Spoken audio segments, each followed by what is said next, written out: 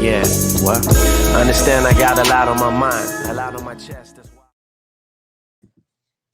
What's going on, everybody? It's Lloyd with Midnight Comics, and welcome to another episode of Indie Breakdown, where we break down your favorite indie comic book characters' power, stats, and abilities, and determine who's going to win an indie versus matchup. We got a epic guest that's joining us today, and we're winding down at the end of season 2 here. Very excited for what's to come. But anyway, like I said, very awesome guest. I'm going to go ahead and bring him on. Why does it sound like I cut myself off? What's going on, Nah, Paul? it's all good. It's all good. Yeah, just put on the sweater because it's a little cold in my house. Oh, no, you're good. Same. Yeah. So, name is Rodney Jean-Etienne. I basically have my stuff is called Isorod Studios. I basically have a YouTube channel. Also stream on Twitch. A while back, I was streaming on Twitch. Isorod, and the comics come out under Char Comics. And right now, I've aligned my comic book characters from Char. I pushed them into the Powerverse with Vince's permission. So Vince White, the creator of the Powerverse. So now, if upcoming issues, whenever I put the stuff out, it's going to have Powerverse. So they're actually connected into Powerverse right now. Nice. And what characters are you bringing to the Indie Breakdown today? Indie Breakdown are kind of like my two flagship characters, or my flagship character plus his significant other, Bluejay and Leopard. And the way the characters work out is he basically was back in 2011 or so, or 2009. I was thinking of, hey man, what if I created I wanted to do tutorials on how to do comics itself and how to basically set up panels and action and using other comic books as references. So I created a character who was basically Batman, but what if he was bird theme instead of bat theme? And that's what Bluejay was for. And basically, Leopard was his Catwoman, but instead of her being a thief, she was a fighter. So that was like the whole thing. Like the whole universe in my mind was called the Throwaway Universe. And then at the time, my wife was like, so would it be real funny you put this stuff online and then somebody just takes it? So I went into the process of, before launching my website with all these characters, I copyrighted the story and I created Bluejay and the Rush from it. Mm-hmm. That's not bad. Okay. Yeah, so that's how they basically came into being. And you beat me to the punch, because that's actually exactly my first question over the time. Like, what was kind of the initial inspiration for some of these characters? So that's perfect. Tell me this, and we'll start. We'll do ladies first. Tell us about Leopard. What all can Leopard do? So Leopard, she was in my mind, the way I originally designed her was she was supposed to be a cross between Taskmaster and Wolverine. So the abilities that she has is she's a tactile muscle mimic. So anything she sees done before her, she can reproduce and copy back, right back at you.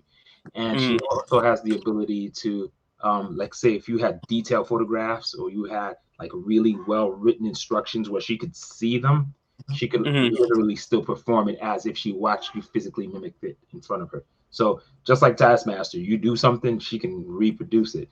And then her healing factor is really high too. So the way it happens with her origin is the original one, what I did was her and her kid brother were hanging out. Some dudes cornered them and they basically attacked them. He got hurt real bad. And while she was trying to fight these dudes off, she got stabbed in her kidney. Like, she didn't stop him, but she, instead of like being killed from that or being as injured as her brother was, by the time she got to the hospital, she was completely fine. So that's how she realized she's like, that's not normal. In the revised story, I kind of changed it a little bit. She was always a skilled athlete and stuff like that. She loves gymnastics and everything. So she was like, she was on the Olympic team in the Beijing Games. And she actually came in as a silver medalist. She never realized how her powers worked.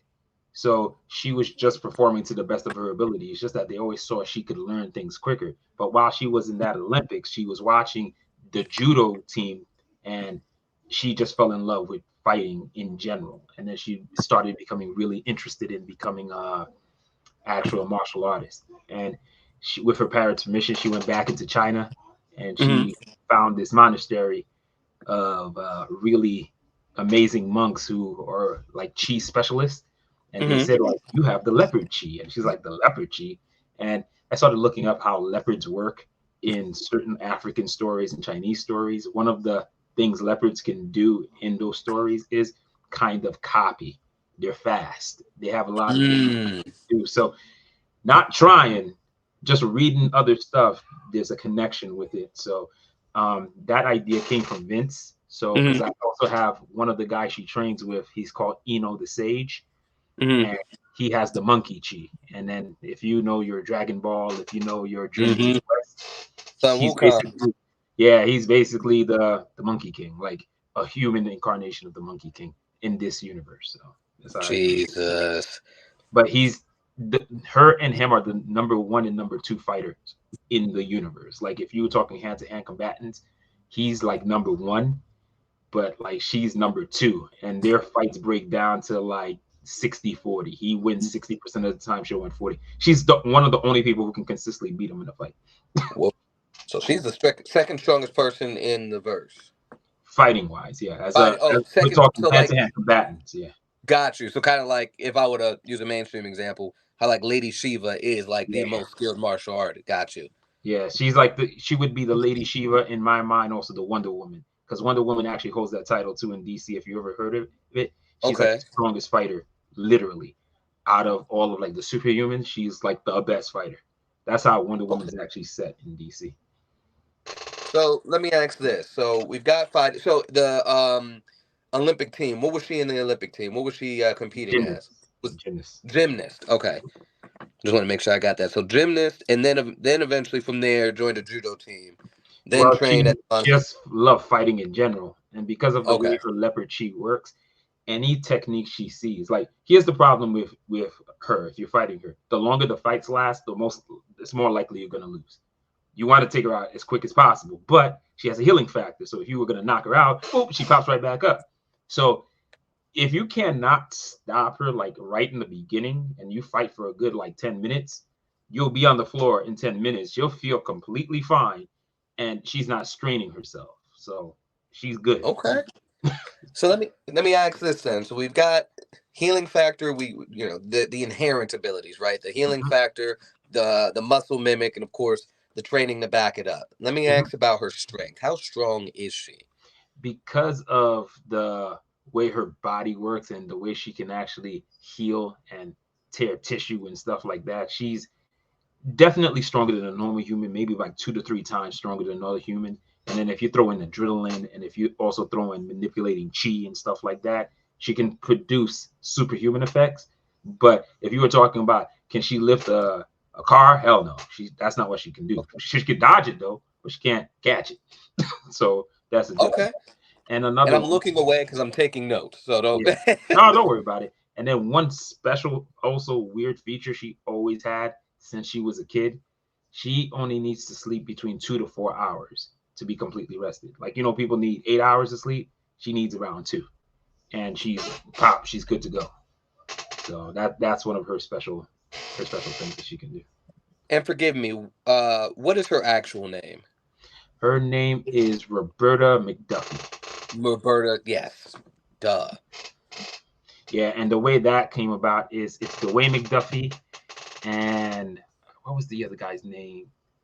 Dwayne McDuffie, and she's Roberta, and she has a cousin who's a character of mine too, and his Mm-hmm. name is Dwayne They Robinson. were in I Hero when it was talking about it, right? Yeah, yeah. The reason he's a important character too because I took the two names of the characters and then I just flipped them. Like I took their first names and turned them into last names, and last names and turned them into first name. And the guy whose name was Robert something, and I just don't remember what was the last part of it because I haven't like looked at. Let me look. I have the book here because I have their names like written down in Bluejay in the Rush #2. And for Mm-hmm. some stupid reason is like it's not coming to me. His name No. is Dwayne Washington. So the guy's name was Robert Washington Robert Washington. Okay. and Dwayne McDuffie. So the way her cousin's named Dwayne Washington and she's named Roberta McDuffie. So Okay. that's the thing. And it had to do with Static because those guys did Static Shock. So it's like a milestone homage. Like that's the same reason why Bluejay's name is Virgil. Yeah. Right. Okay. Little homages there. Okay. Let me ask this. So you said that she can react to thrown cards. Is that the limit of her kind of perception and reaction speed, or is that No, kind of just a casual kind of reaction? well, let's say if you see like a martial artist who's very good reflexes and he can dodge and he can manipulate and whatever, the way her body works is so let's say she's running an obstacle course, right? She'll run the obstacle course and she does it really good because she's a gymnast and she has all these other skills that she has, right? And I blindfold her and make her run the same obstacle course. Her body will remember the whole layout of the course and will find the most optimal way to make her move through it faster. Like blind fighting is not a thing for her. Like she can sense if she's in an area and she's been in the area for a couple of minutes. It's sort of like Toph from what do you From call it? Avatar. From Avatar. Her body does the same thing. It's radiating out a field where it's catching every nook and cranny of a room she's in. If she comes back into the room, even if you put a bunch of shit in it, whatever, she still has the room mapped out in her body. Her body still can manipulate and react and move within that space. So Okay. it's a special thing. It's like it's in her write out, but I haven't used. There's a story I wrote called Demon Seed. The late oh my god, Jordan was it Wilson? I can't remember Jordan's last name. Winston Jordan. Duh. So Winston Jordan, he basically created a character named Medora, and it's a character from his Dragon Trio story. And I wrote a whole 40-page story of those two. I had mapped out the first 20 pages, like laid out the whole thing, but like this it's called the Demon Seed of a character I created. And that's where you see a lot of her stuff, like her healing factor gets shown and a lot of shit like that gets shown because you see the tactile muscle mimic. You see if I fought you once, you fight me again. That shit ain't gonna work. So I did a lot of that stuff in there. Okay. And so, just to make sure, because again, diving into an indie verses eventually here with her, is she able to dodge bullets or anything of that nature? I mean, the way I make people dodge bullets is not because you're super fast. You're dodging the reaction of the other person in front of you, right? She's considerably the fastest of the three of them. Like if you were looking at her cousin, he's a hero called Cardinal. Bluejay and her formed a team called the Three. Their biggest, what do you call it, thing that they did, their big accomplishment was they got rid of all the corruption within the police departments, and they actually got rid of a lot of organized crime in the area, like those three together. Out of the three of them, the person with the superhuman reflexes and who's like a triathlete and everything like that is Cardinal. If all three of them were in a foot race, Cardinal would beat them hands down. Cardinal can outrun both of them easy. The funny thing is, Bluejay can keep up with street traffic, like Captain America and Winter Soldier and Black Panther when they were running in the street. Bluejay can do that, but that dude's faster than Bluejay. Is Leopard faster than Bluejay? Leopard is in between the two of them. She's like right behind her cousin, but Bluejay's the slowest of the three. And there's a reason for that too, but he's the slowest of the three. Noted. Okay. And then, all right, really quick then. So we've got her speed, we have her reaction. Durability is pretty crazy because she has the healing factor. Yeah. What is kind of the upper limit to that she's had to deal with? It's God tier. Like I say Omni God like, so she's damn near immortal. Like if you were to chop off her head, she'd die. If you put her head back next to her body, she'd come back to life. So the best way to kill her is to disintegrate her head or her heart. Like I mean disintegrate like her head. And then the brain's not there no more. Yeah, that shit ain't gonna work. Like that's her upper limit. It's disintegration. Like she ain't coming back from that. I don't know. I haven't figured out if you cut off a limb, would it Deadpool regenerate? I never tried, but it's up to a writer. Like if they wanted to, like her hand got disintegrated, and then all of a sudden this shit, she's like, oh my God, I lost my hand. And all of a sudden, like, God, it's itching. My arm's itching like crazy. And her hand started growing back. Yeah, it can happen. It's just not what I thought it could be. Again, a writer can make it happen. I can make it happen if I want to. But in my mind, disintegration is her upper limit.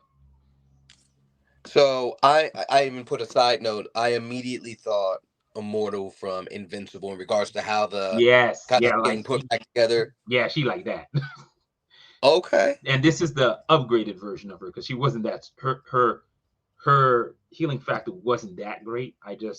When I power versed her, I pushed her up in power level, so she's a bit stronger now. So only the disintegration is going to stop her now. Without the healing factor, she's still like a regular person where she will be pierced by getting stabbed. Oh, she get cut all the time. She bleeds a lot.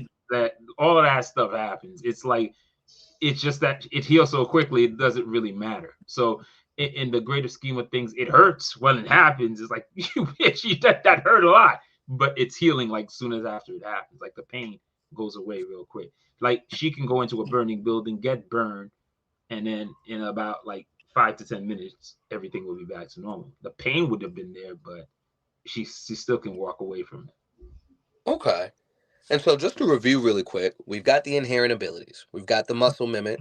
We've got the healing factor. We know she's a skilled fighter. She's trained in a monastery with the human equivalent of Sun Wukong. And of course, we've got the healing factor, which is immortal levels, if we're going to use a mainstream from Invincible. Able to run faster than speed traffic, if we're scaling in comparison to Bluejay, and is the second best martial artist in the verse. In the world, in the verse. Yep. That's okay. This is a solid team up. We had somebody on in season 1 who has a character that's almost like a baby version, if you would, of Roberta. It's a character named Shannon Noble from the story Scrap. And so she unlocks an ability called the Formless State. And if I'm not mistaken, it's been a second, but if I'm not mistaken, they access this ability by essentially fighting the goddess of battle. But very similar to how Roberta is now with the being able to mimic the abilities and stuff like that. However, she gets burnt out. So think Ultra Instinct from, like, mix the Sharingan with Ultra Instinct. Like, so she can copy the ability, stuff like that. But again, it wears on the body like a KO can, right? Where it's just like after a while, they're getting burnt out. That healing factor is important. Now, right. But now with Roberta, like, she doesn't have any of those stipulations. She just can do that already. And then with the healing factor, it's a wrap. So the fun part about her too is it's because, remember, in Super Team, there's also her opposite, which is her evil doppelganger, which is Rebecca McDuffie, Snow Leopard. And Snow Leopard's bits that are a little bit different than her was, it's a rage thing too. Like if she smells blood or she gets blood in sight, she gets stronger. So that's one of the concepts that, like, when Snow Leopard and Leopard fights, Leopard is wondering, can I do that shit too? Like, is that a thing?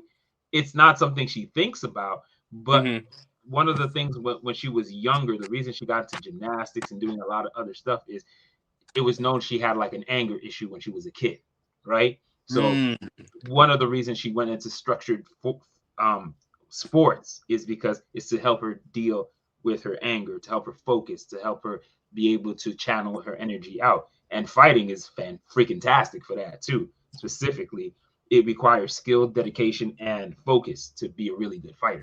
So, I'm taking note of that. May gain a boost when angered. Yeah, because it's a Snow Leopard thing. It's not a leopard thing, but the besides their names being slightly different, they're very, very similar. And the thing is, Rebecca was a track star, and Leopard was a gymnast, and that's another thing that's a little bit different from them. But yeah, Snow Leopard also gives you some insight on how else. So the fact that she's an excellent hand-to-hand combatant, because of the mimicry power, she's also pretty good with most weapons she sees too. Let me put that down. So we might as well say weapons expert at this point. Yeah, mostly I'm assuming not firearms necessarily, but your bows and your. But if you think about it, right, the way firearms work. Also, when you're taking a shot like a sniper, right? You're supposed to take Mhm. your shot when you're basically inhaling and on the part where your heart like just stop contracting, like in between a heartbeat. So Mhm. like if she watches that motion and she studies it, yeah, she can take a shot like a sniper. I don't know if her aim will be there, but she'll have the exact proper form. Also, if a person holds a gun a specific way to shoot, she understands how to hold a gun and have proper form. Again, her aim may not be there, but the mechanics of the action is perfect the way it's supposed to be. But when So you come aim may to, be off, technique could still be there though. yeah, technique would be spot on, but I don't know how skilled she would be at that. But like archery, though, that would be a little bit different. Again, it's technique would be perfect. It's just, can I hit the shots like a Hawkeye could? Maybe not. Right. But I could definitely fire Okay. that bow really well. Let me ask this then. So we're gonna transition now from Leopard Hmm. to Bluejay, and this is gonna be already because obviously we got to see a little bit of what Bluejay is able to do Hmm. through the series and stuff. This team up is insane. Yeah. First off, this team up is gonna be insane, but very similar questions. I want to know, of course. We already said his name a second ago was Virgil. What was his last name? Avis. Basically, it's Avis. also Avis has to do with birds. I actually looked that up too. Okay. What can Bluejay do? All right. So Bluejay is, just think Batman, but what if he was superpowered? So the way Bluejay basically works is he's super strong, he's super durable, and he's always had something known as an enhanced mind, right? So Mm, since he was young, he could always see, he has like psychic sight. So he could always see something if it was invisible, if it was a spirit or disembodied, he could see that. okay. Another thing that he also has is his mind has the ability to be partitioned, right? So it's the Uh huh. partitioned mind, to have the mind concentrating on one thing, but there's another side of it set aside. That's really important for him because it's one of the other abilities that he has that helps him be like really strong. So his family has a guardian spirit that he's nicknamed it. We called them his, what do you call it, his inner demon. And the Hmm. way it basically works is because of that partition mind, the second consciousness can sit in there comfortably. But let's say if there was an evil spirit there that was like um, possessing a body, if there was a way to get the spirit out, he could actually trap it in his head. The concept is like a hulu, which is what I found out what hulu meant, which means jar. So his Uh huh. mind is a jar for spirits, and he's able to trap them. And because his mind is so powerful, the spirits can't dominate him. He actually traps them in a portion of his mind, and they can't do anything. So Holy. Yeah. that's like the big power. And the reason all of the other powers came about is that there's a guardian spirit that's been with his family. This is the new version of of his what do you call it? His origin. And Origin story. Yeah. yeah, so this guardian spirit was a watcher from the Omni gods. He was a watcher known as Leo, basically, which is Leopard, which means leopard Uh huh. in Creole. And this guy, you see what's so funny though? He was a leopard Leopard. watcher spirit. Yeah. And what he was doing is he was the guy who was like chronicling everything and all the stuff that they watched throughout the Omniverse or through the Indieverse. He's chronicling it and it's being pushed into the Celestial Library. Hmm. Now, the thing that happens is he breaks a cardinal rule in Kim Kimule, which is the name of the highest upper plane where the gods live, Hmm. um, the immortal plane, and he's basically punished. And because of that rule he broke, they basically destroyed his body and they sent his spirit out into what do you call it, into the lower dimensions. The Hmm. funny thing I just did with the story is the same time that he was being knocked out and he was being sent away, the quantum wave or that matter density wave from the Yeah. power verse was also traveling. So that density wave pushed him into the universe that Bluejay's in. And he was first with Bluejay's father. And during 9/11, in this world, it wasn't planes or whatever, it was a major terrorist attack. his father went back in to go save people, and what the guardian spirit, he has become really jaded. He was really upset, like he got thrown out of he lost his immortality. He's been trapped with humans. At first he really wanted to help the people he was with, but along the way he stopped caring. And what Bluejay's father asks is like, if my son is here and I don't want him to die, he's like, can you, he goes, I want you to save him. Instead of like making him go there to save him, he's like, fine. He goes, I have to leave you though, right? And he's like, whatever it takes, I need my boy to live. So his father basically loses the guardian spirit. He's a hero. He saved a bunch of people, but he loses the guardian spirit, and the guardian spirit goes to him. Bluejay is like despondent after the terror attack. Same concept in the United States. Same thing. A war happens because of the people who attacked it. So the U.S. wants to attack them. And while he was there, he basically he's a driver in the military, and RPG is about to hit his truck, and then the guardian spirit says, I can't help you if you let me. And he's like, fine, help me. So what he does is he transforms his body. He basically makes him super dense. So Bluejay, even though he's like 6'2", he weighs like 350 pounds. His skin is so dense that like if you was to shoot him with a normal firearm, it just bounced right off. It can't pierce his skin. So most things can't cut him. Most things, whatever. He's got a hardened skin. For you to be able to break his skin, you have to shoot him with like an armor piercing bullet. Like what would break armor piercing, that's what can break his skin with a firearm. His strength, I think in the indie deck, he's registered as can lift a skyscraper, which is probably much stronger than I have him. But my base level for you to think about his strength is he's about a 15. He can lift 15 tons without like breaking a sweat. So it's like, whatever, like easy to lift that without having an issue. But from what I understand is if you start scaling him to a Superman, Homelander, Omni-Man, he's kind of weak. Like I found out Homelander is a 480 tonner. Bluejay is like maybe a 40 to 50 tonner at best. So he'd be considered weak on that scale. But compared to Batman, Bluejay can rip that dude apart in half with his bare hands. Also, Bluejay speed, he's about as fast as speed traffic. So if a car's going about 40, 50 miles per hour, Bluejay can run and keep track with that. The animation I just did, he can do super jumps. Like you see Batman would use the cable and stuff like that to get to an area. Bluejay can take a running start and then jump a good like 200 yards and up and over comfortably. So that's one of the things I wanted to do with him. And then his brain, the enhanced mind. So Bluejay has the ability to anything he wants to learn. If he focuses on it for about a week, he can become an expert in that field.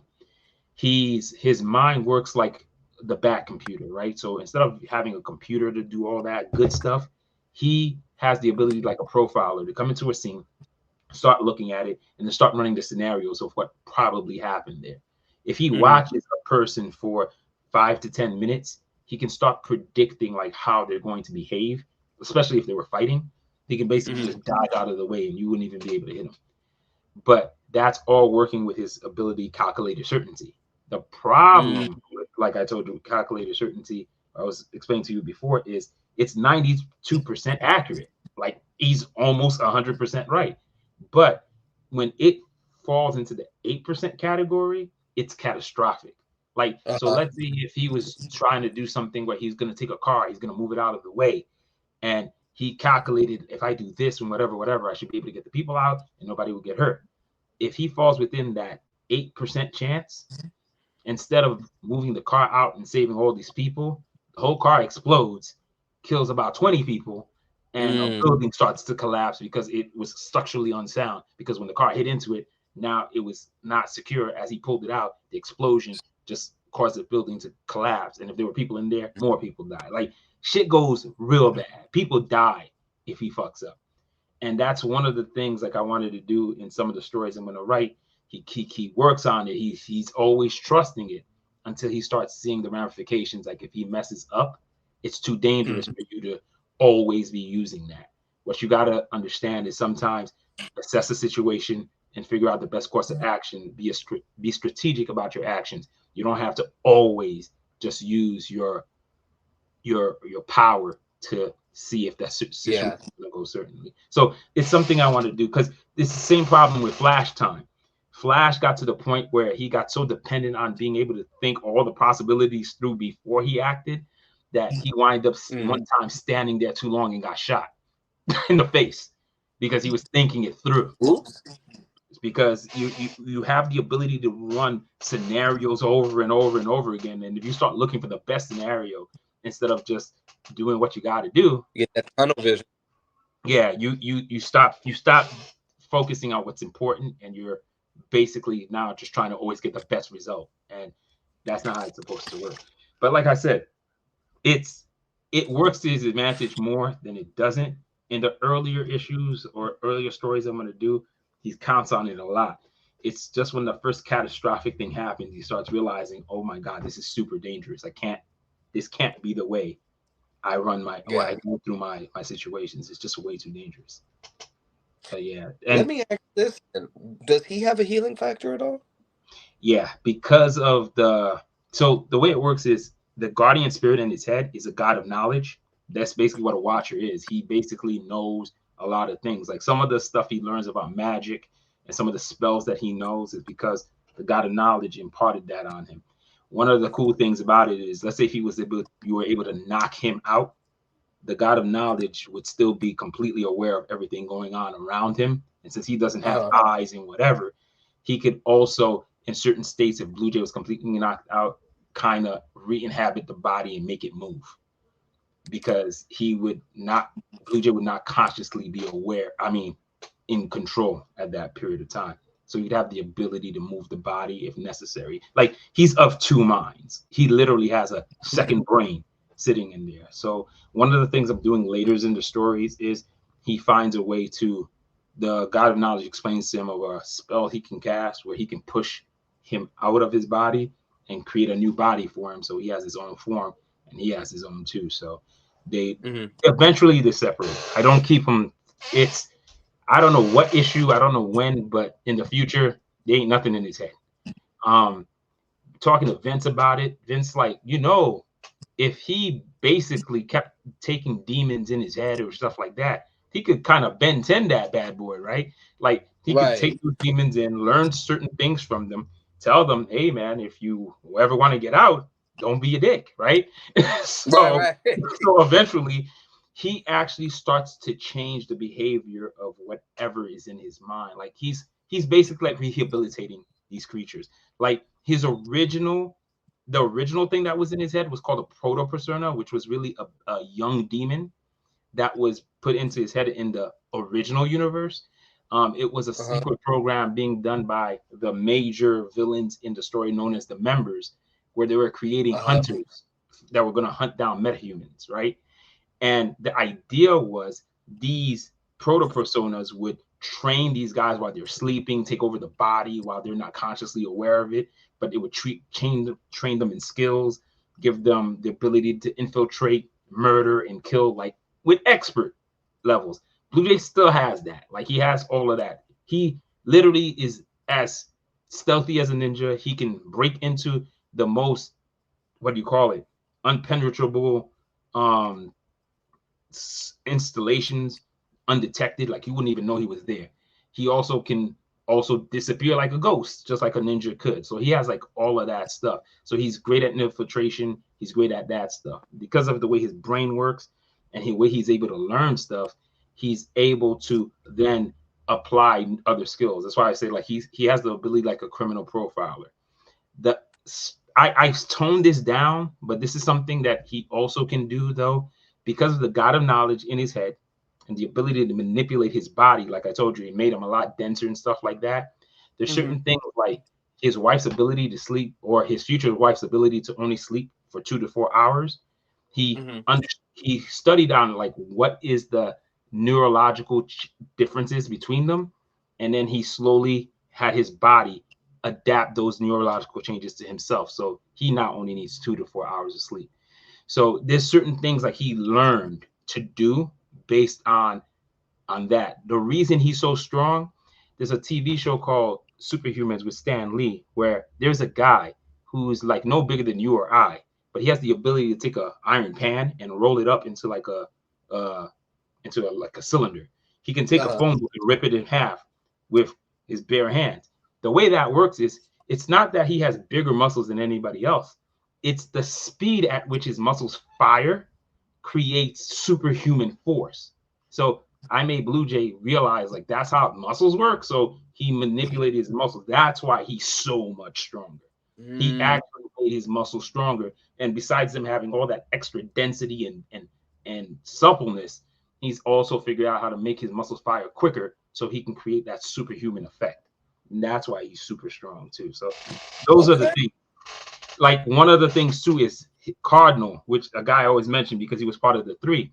He has super rare blood. Like he has a blood type like nobody has. He got injured or he was poisoned with something and he needed a blood transfusion. So when the doctor explained to him like what is the structure of the blood that it needs to be, whatever, Bluejay over like 20 to 30 minutes changed his blood to be a perfect match for him so he could give him a transfusion. Jesus, what? Hold on. He can alter his body on a cellular level. He can literally change himself in that way. So the thing is, again, instead of like making it like back in the days, original Bluejay is actually stronger than current Bluejay because he could literally mimic your power. Because one of the things about his psychic sight is he can see auras around people, and powers all have different aura signatures. Like if you're a person who can do fire, it turns to be a reddish, orange, yellow, basically looks like flames around you. If you're a person who has the ability to, like, it's a darker energy, but it's shape-shifting also, it looks purplish black. And it has to do also, there's a lot of negative emotions connected to it. Like demons are all black. Like there's nothing around them. They look like total darkness, their aura. People who are, the fire has something to do, it's called soul fire. So that's why it appears that way. Also, people who have like really good energy transformation powers and stuff like that, very strong people, golden aura. Like he can see your alignment. He can see your strength level. Back in the days, he could copy that and shift his aura to match other auras to gain your powers. I got rid of that because that shit was too strong. I was just like, too much. It's too much. Yeah, I didn't want him to be that strong. And the thing about it too is it would make him a jack of all trade but a master of none. And I didn't want him to do that because as he gains other abilities, it lessens his. So I'm just like, yeah, I don't want that to go that way. I just let it be. He can alter his physical stuff, but he can't change his aura to match up anymore or shit like that. Because it was getting a bit much. And I was thinking like he would be too strong. Like you see, that's what I'm trying to tell you. Like if we were having a battle, that's why I don't trash talk anybody because anybody can beat anybody. It's the writer's prerogative. Who beat who?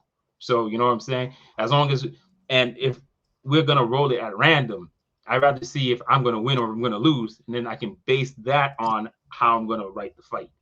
Because if I'm gonna win, yeah, I can figure out a way to beat you. If I'm gonna lose, I can put up a good fight, but I can show you why I get taken out. So that's how I work in my head. Yeah, no, fair enough. I got a couple more questions for you before we close out. A couple more.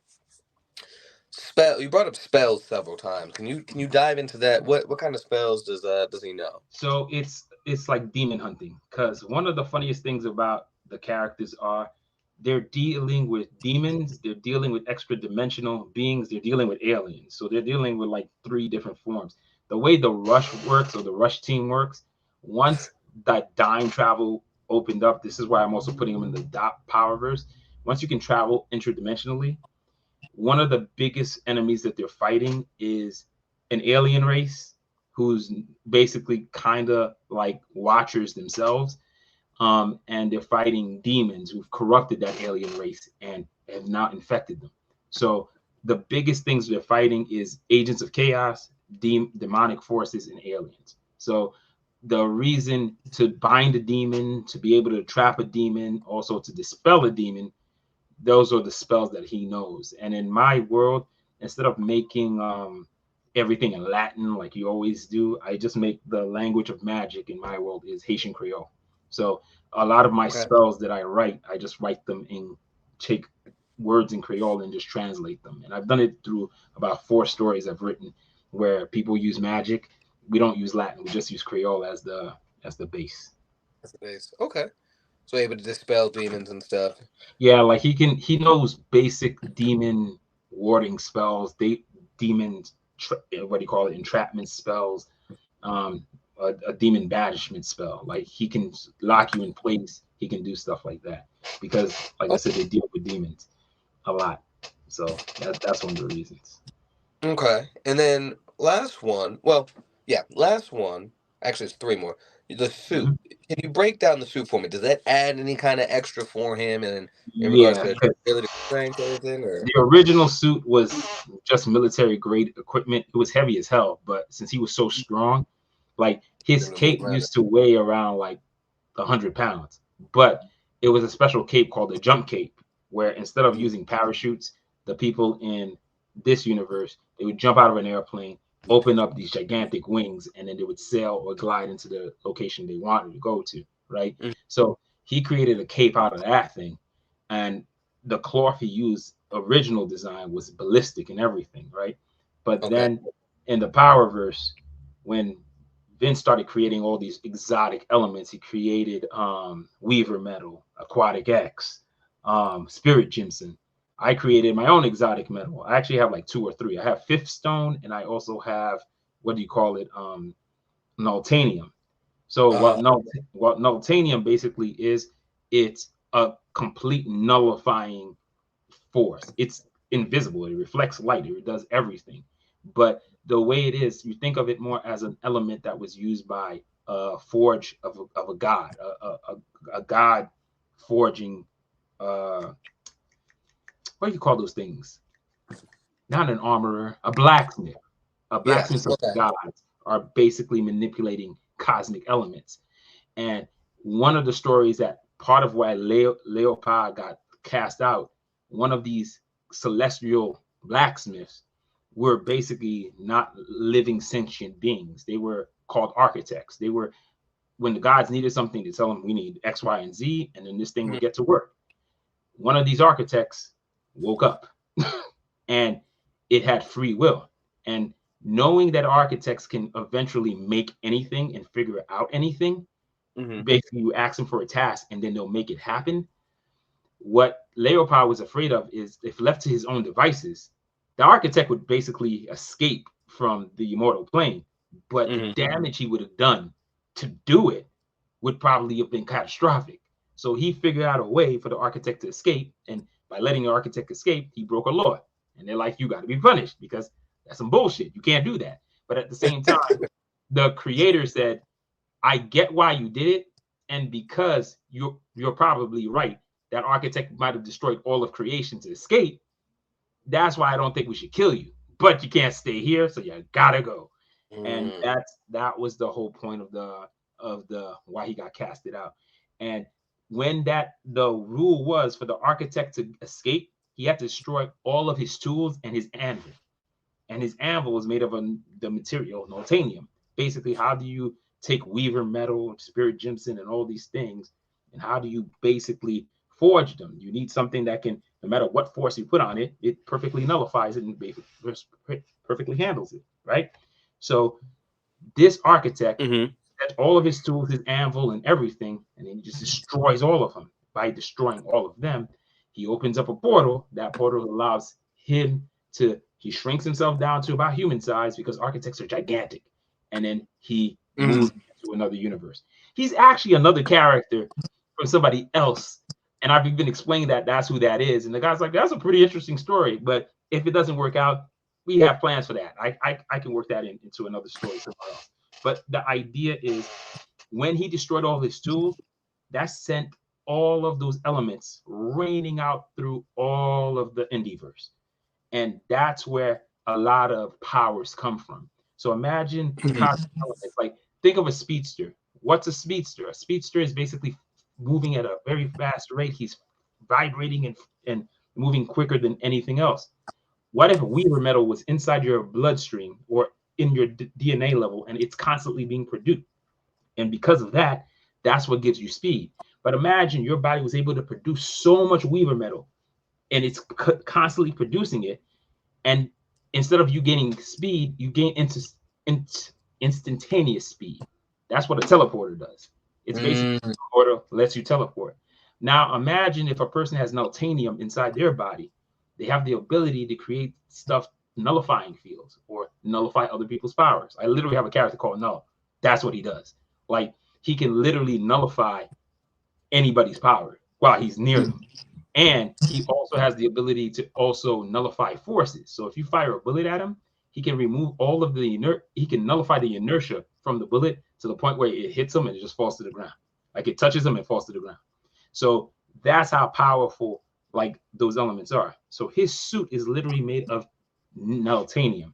It's a naltanium weave suit. Since naltanium is invisible and you can't see it, it had to be weaved with other metals. But as naltanium sits next to something, that thing it gets mixed with gains that property. So what his suit does is it allows him to he never feels cold anywhere, he never feels hot. He doesn't, if you shoot him with a bullet, he had nothing.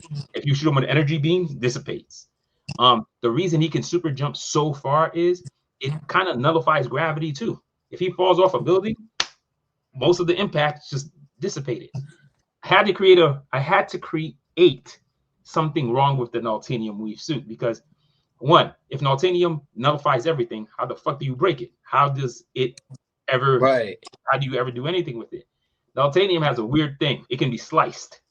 That's how the architects work with it. They slice it, right? So the key thing is if he takes slash damage with a knife, right? Because nothing else gets through, naltanium like kind of amplifies the amount of damage it takes. So it hurts like 10 times more than if I was just to stab you with a normal knife. So if I slash across naltanium, it cuts through the weave. You probably bleed. It'll seal right back up.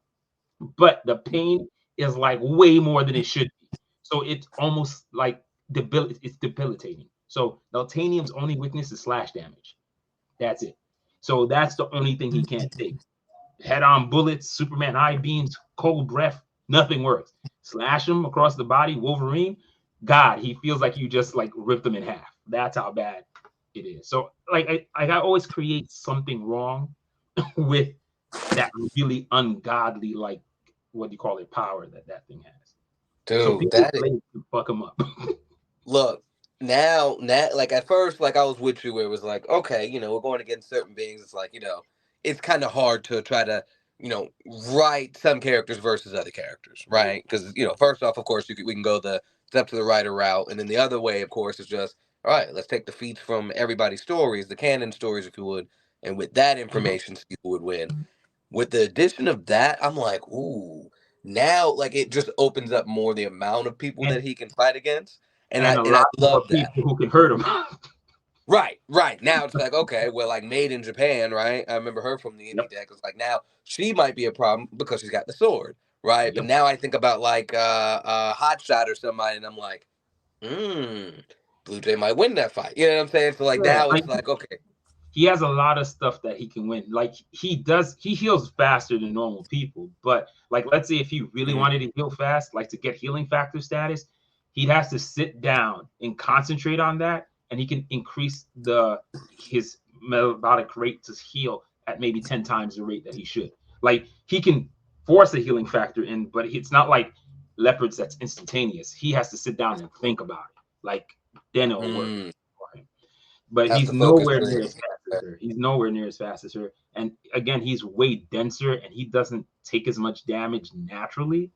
And he's slower than her. Like if they're fighting, she knows how to beat him, and she's also trained him how to fight. Like he's a better fighter because she's trained him. And because of his strength and the way his body works, his favorite things are like kicks and grapple. Like that's his thing. He can throw punches. He likes to box. He likes to grapple, and he likes to kick. So that's Bluejay's most of his stuff. You see a lot of tackle attacks. You see a lot of punching. You see a lot of kicking. And you'll see like MMA stuff, like when you grab knees, elbows, stuff like that. That's how he fights. Basically, again, take Batman's for like Krav Maga style, like they made him fight when Batman Begins. Take some of that, mix in a little bit of wrestling, and then you actually have more of how Bluejay fights. He's a fighter that works that way. And fun fact, out of all of the people, like if Leopard and him fight, she could probably beat him like in a fight one-on-one. She can find a way to beat him because even if you're super powered and things don't hurt as much, you still have eyes, you still have joints. Yeah. Even though you're super strong, I still can break the motherfuckers, right? The key thing is, the Sage can beat almost anybody. Bluejay dislikes this man so much. Somehow he always finds a way to beat him. Like Bluejay can always beat that guy. Like he can't beat almost anybody else, but that dude, he hates him. Like, because really likes Leopard, and he's like, if there was a woman for me, she'd be it. And Bluejay's like, fuck you, that's my wife. No, my woman, not yours. So he doesn't like this dude. So that's one of the very few people, like if they get in a fight, the odds shouldn't work where Bluejay wins, but Bluejay somehow he gets that extra thing, that oomph that he needs. That rage boost. Yeah, that rage boost, that I hate you and you shouldn't win. And then he'll get that win. He's one of the only people that he can lose to Bluejay considerably. Like if they were really fighting, and it's always a fight with Bluejay with him. Like it's never a friendly spar. It's like a black eye. Hey, shit happens, Okay. So he's the only dude like Bluejay does not like that. Okay. So, dude, when I say I got a lot of notes for you, I'm going in. This is just the Bluejay page. Wow. No, this was good, dude. Obviously I've seen the indie deck cards, of course, super team and all of that. So, and of course the stuff that you sent me. So, but I didn't realize the upper limits here. So this is gonna be really cool to break down and really kind of brainstorm. Because again, it's all up to the randomizer wheel, but I'm excited to kind of go through my mind like, how would these kind of events and scenarios play out if he were to end up in a matchup against anybody? Yeah, and here's the funny part too. I did a weird thing. This is a weird thing I've always had. When me and my brother used to play role-playing games, desktop role-playing games with the dice and everything, one of the weird things we had is we never wanted our characters to age or get old, right? So we tend to play dragons, elves, and almost every story we figured out a way to expand the lifespan of our characters. Like instead of living to 100, these dudes live to 1,000. Haha, screw y'all. So the thing about when the matter wave hit their dying, there was also a ship coming from another dimension in their world that was called the Chronocon. What is it called? The Panopticon. That one is called the Cryopticon. That one is a cryo ship, right? One of my characters named Iron Claw. He was basically Ferris the Iron Claw. He was coming in to their world at the same time the matter wave hit, and that time ship that he basically travels through basically affected that whole dime. So aging in that world, the average lifespan on Dime 4 is around 350 years, like a normal person. No powers, no nothing. If you're a superhuman person, times that by 3. And then if you go to Leopard and Bluejay, they are also, there's a trick also. If you notice, Bluejay's eyes are gold, and I've been drawing Leopard's eyes more gold also. That's the mark of an immortal. When I mean by immortal, these people have extraordinarily long lifespans naturally. And the idea of immortals in the Powerverse is they're witnesses. And the job of a witness is the Omni gods will at times say, okay, so should this dime survive? Should we do whatever? These people will come and talk on behalf of dimes and say, like, well, this dime does this, and this is why you shouldn't do bad things to them. So there are a bunch of characters within the Powerverse that are like that. There's another guy called Redacted. Redacted, he's also an immortal. When there's a guy called Jay Kelly, created a character called the Brother. The Brother, I looked in one of the issues, his eyes are gold. Yes, okay, right? Yeah. Like, the dude's an immortal. Like, that's how I started. It's a visual sign. Like if you make your character have gold eyes, just think about their lifespan being far longer than most people. Like 1,000 years is like at least the minimum of their lifespan, if you're thinking about it. That's crazy. But yeah, Okay. it's a Well, fun fact. before It's a we fun fact. Huh? Jesus. Okay. Yeah. And okay. No, I was gonna have some more questions, but we do have to close out here. But Yeah. before we do that, let me get you tell the people where they can find you, where they can pick up your stuff, Yeah. website, social media, the whole nine. You can find me in Char Comics and Facebook page. That's where you find some of that stuff. You'll find me on Instagram and on TikTok as IsoRod RJE. You'll find me on Twitch as IsoRod, and you'll find me on YouTube as IsoRod Studios. There's a section called iCast, ACAS. It's a playlist, and those are where I have a bunch of motion comics. Like there's a motion comic I did of Bluejay versus the United Nationalists. That's where I told you where he uses a spell, and the dude basically shoots him. So it's a motion comic of that. There's a lot of motion comics. There's also I did a motion comic called what's it called? The Steel or whatever. It's Bluejay, but it's a stick nodes comic, but it's a animated comic of Bluejay fighting a bunch of robots, and you get to see a little bit more of that grab throw style of fighting that he does, kicks and all that things that he likes to do a lot. But yeah, but there's a lot. I have like 43 stories on there, motion comics, and there's some of them are like 3 or 4 parts, and you can actually find them. Like Trial of Omodara is one for the brother. There's one called Therapy for the brother. I've also done one called Brother Black and White, and then there's one called Brother Three Tails. But I have also one for a buddy of mine, Ahmed Kasami. He created a little story called Micha. It's a 4-chapter story where I did motion comics for that. And it's But all on there. it's all on there. That's in iCast. If you look into iCast, ICAS, it's a playlist, and you'll see all of those stories. It's about 44 different motion comics that I did for either promotions for comics or just telling stories for sections of comics that I liked that I wanted people to check out. Dude, this is epic. Again, anybody that's listening on Spotify, watching this on Patreon, definitely check out Rodney, check all the stuff he's got going on. Personal experience, the stories are awesome. I think I bought most of your collection digitally. So I have everything.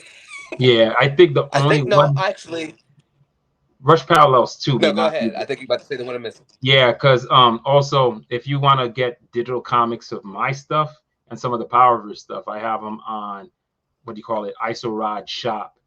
It's on payhip.com, but IsoRod Shop is also another one you can look at. That's where I sell digital comics and stuff like that. I think I'm going to be adding in more sections for motion comics, animation, and other things on logo design and things like that. Like if you want a logo and you got $50, go to Vince. If you want a logo and you got $35, go to me because I'm cheaper. But the quality on Vince's stuff, when he's get logo sales for $15 and $20, bro, jump on those because Vince's stuff is like it's Bluejay and the Rush. My logo A1 on that book, that's from Vince. Vince made that. Rush Parallels, I made that. You'll see the difference in quality. but I made that. But like one of my favorite things to do in comics is lettering. I do coloring. I'm getting better because I have a whole new technique that Vince kind of showed me. But yeah, lettering and lettering is one of my favorite stuff. Like I also do script assist and dialogue if people need that. Because there was one book I was gonna letter it for the guy, and then I saw his script, and then I saw the art, and I'm like, the art doesn't even match with your script. What the hell did this guy draw? So I spent 2 days rewriting, 2 to 3 days rewriting the script and the story, and asking him things about the stuff to make pages that were like empty have something on them. And then like it's called Violet Rising. I even renamed the book, called it Violet Rising. Created the logo, did the cover of that one, but I lettered it. But I rewrote the whole thing because using the information he gave me and following his plot so the story made sense. Because one of the things, like, I edit books, I'll ask my kids to read my stuff, and my kids will tell me, change the position of that balloon. It's like, that doesn't make sense. And I'll go back and fix it, because if story logic doesn't make sense of how I got from point A to point B, it bothers the hell out of me. And I'm just lettering the book, and I'm just like, this doesn't make sense to me. I have to go talk to the person. Like, can we fix this? Can I add like a balloon? Can I add a few captions here just to make this make sense? Because it bothers me so much when I can't follow along. So yeah. So I'm a fan of captions. So y'all heard it. Captions. If y'all need help, I love word balloons. I think balloons giving thought, it's a big thing. giving extra content. Yeah. And whenever you ship a scene, you're supposed to tell us, especially if it's a new place, you're supposed to tell me where we're at. I'm not supposed to have to guess. But I read a lot of books. That's why there's a lot of books, man, I don't want to read their number twos. I'll read their number ones, and I'm just like, I wanted to support you, so I got your number one, but that's just about as far as we're going to go, because it just doesn't work for me. No, that's fair. No, that's absolutely fair. No, so y'all hear it first, man. If y'all need lettering, if y'all need script assist, the whole nine, definitely check out Rodney at the sites that he mentioned, ISORod and all of that. Of course, the Facebook pages and whatnot. We'll have his information at the bottom of this episode for you guys to be able to just simply click the link and get to these different areas as well. As for us, of course, with Midnight Comics, it's been another awesome episode of Indie Breakdown here with Rodney. Thank you for coming on, by the way. You guys can find us everywhere, Midnight X Comics, except for on YouTube and Facebook, where it's just Midnight Comics. Obviously, if you guys on Patreon, you already know where you found us, Midnight Comics. But everybody that's listening to us on Spotify, Patreon, Midnight Comics. Outside of that, definitely follow. We have an Indie Breakdown, Indie Versus page, which is quickly growing, where we're doing weekly, just kind of fun battle realm matchups, if you will, doing different theme matches and stuff like that. So just hop in there, get to know some other creators, some other fans and stuff, and introduce yourself with your character or your favorite indie comic book character, and just learn more about what's going on in the indie community. So very excited for all the things that's coming out of there. And that's it for right now. And remember, until next time, everybody, midnight is coming. Let me just give you my sign off. Keep your eyes, your ears, and your minds open. Later, y'all.